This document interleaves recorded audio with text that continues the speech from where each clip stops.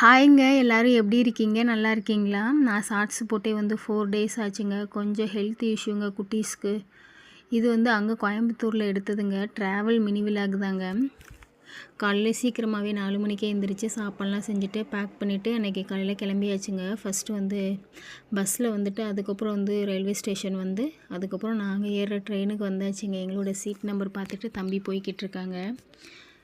அப்புறம் கொஞ்சம் குட்டீஸ்க்கு ஸ்நாக்ஸ் வாங்கி கொடுத்தோம். அவங்களும் சாப்பிட்டுட்டு அப்படியே ட்ரெயினில் உட்காந்து வேடிக்கை பார்த்துக்கிட்டே வந்திருந்தாங்க. Train 7 o'clock move ஆகிடுச்சிங்க.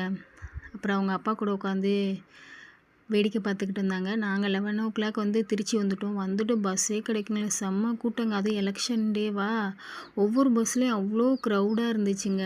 எப்படியோ அடித்து பிடிச்சி பஸ்ஸில் ஏறி ஊருக்கு வந்தாச்சு.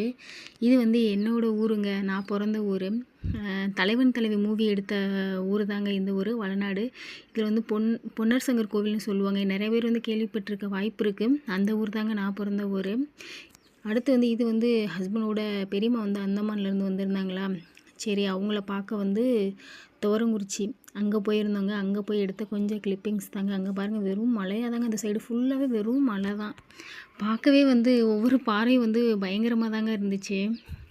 அதுவும் இங்கே செம்ம வெயில் வேறையா. குட்டீஸ்க்கு ஒத்துக்கவே இல்லைங்க. பஸ்ஸில் வேறு ட்ராவல் பண்ணது வேறு, அதெல்லாம் செட் ஆகவே இல்லை அவங்களுக்குமே.